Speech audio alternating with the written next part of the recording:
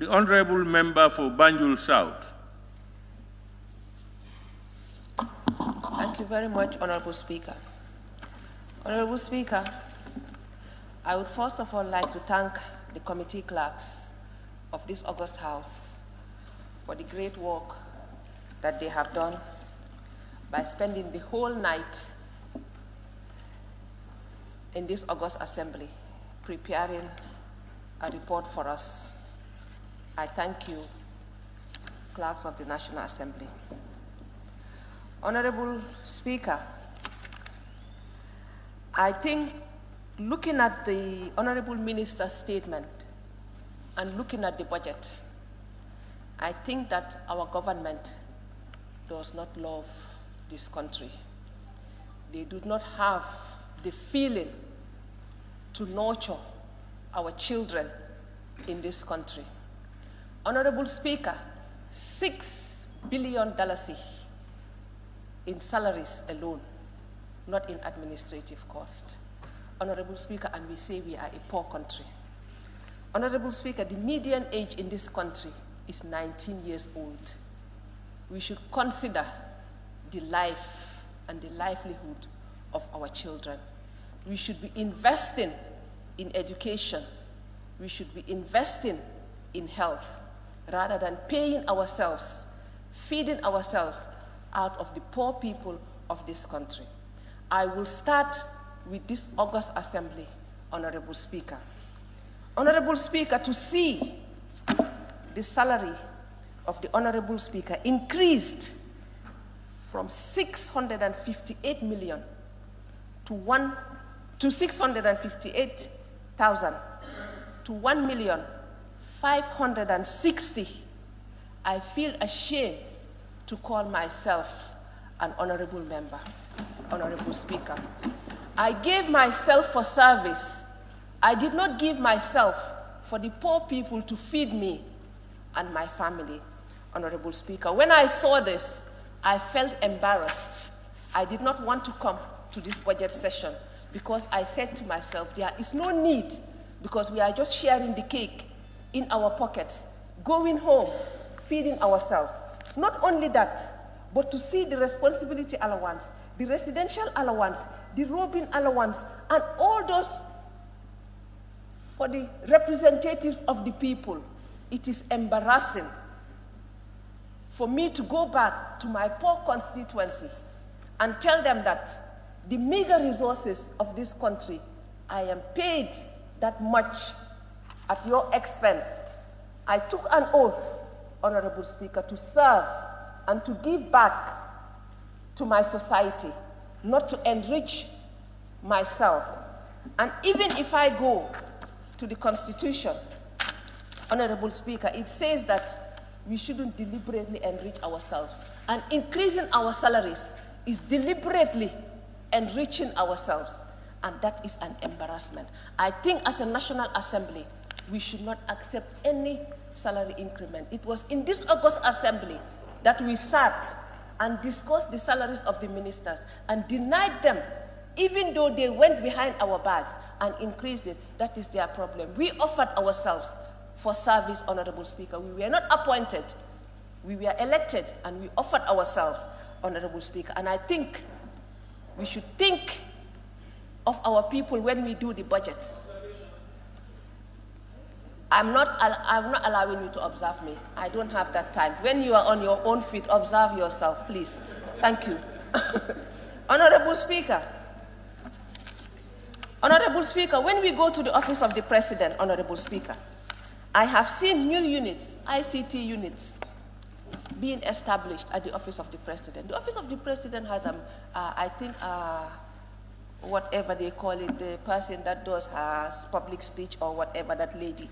Why would he need another ICT? Why would the Honorable, His Excellency want 6 advisors? How many ministers does he have in addition to the new ministries? If the President is telling us that the ministers are not good enough, I told this August Assembly here last year when we did the budget, if he is implying that his ministers are not good, let him sack them and apply and appoint advisors. The ministers, according to our constitution should be competent enough to advise him on any policy under their ministries. And if they are not good enough, and if that is what he's implying, that they are not good enough, let him sack them and appoint advisors in their place. But as a poor country, we cannot be paying ministers and be paying advisors and be paying deputy advisors. Come on, we are a poor country. Instead of thinking of ourselves, 6 billion in emoluments alone. Come on. Honorable Speaker, I think we should think of the Gambian people, not our pockets. We say that when you are a politician, your skin starts shining, and I'm starting to believe it. Once you are appointed a minister, before 2 months, you marry a second wife. You start buying homes abroad. Come on, at the expense of who? At the expense of the poor Gambian? No way. Mr. Speaker, I am ashamed to call myself a National Assembly member. To be honest, I did not want to contest again. The only reason I contested was to show them that I can come back to this August Assembly. And I did against all odds, Mr. Speaker. If they want, they can die seeing me at the Assembly, but I will come and I will speak my mind and I will go home and I will eat my lamb. That is who I am, Mr. Speaker. Mr. Speaker, I looked at the Ministry of Justice's budget. Mr. Speaker, we had TRRC. Mr. Speaker, we don't have the commission anymore, but we have the recommendations of the TRRC. Mr. Speaker, is the President not willing to act on the recommendations of the TRRC? Sometimes I wonder if he is, because to be honest, I'm not against anybody, but we've suffered for 22 years. And after 22 years, 2016, we thought we were embarking on change. And the Honorable President imposed certain people on us, and I think that was deliberate so that we will not implement the recommendations of the TRRC. Mr. Speaker, if you look at 2021, the TRRC, 46 million. 2022, 0. 2023, 0. So that is a direct indication that he does not want to put anything on that. Yes, the commission is no more. But the recommendations, how are we going to do implementation if nothing is allocated for it? Mr. Minister, take note of that, please. We did not suffer for 22 years in vain. I personally lost my dad under a dictatorship of the previous regime. I'm not saying do whatever, but I'm saying let us work on the recommendations. Let us act on them, put money on it so that we will at least have hope that there will be recommendation. Mr. Speaker, and I've also seen that payment of school bus services to GTSE in 2021, 909 million. 2022, 10 million.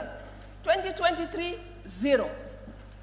So the little support that they were giving to our children to use the school buses, they have taken. What have they done with it? Is that what they are using to add to their salaries? I am asking. Let us give to our children. Our children need support.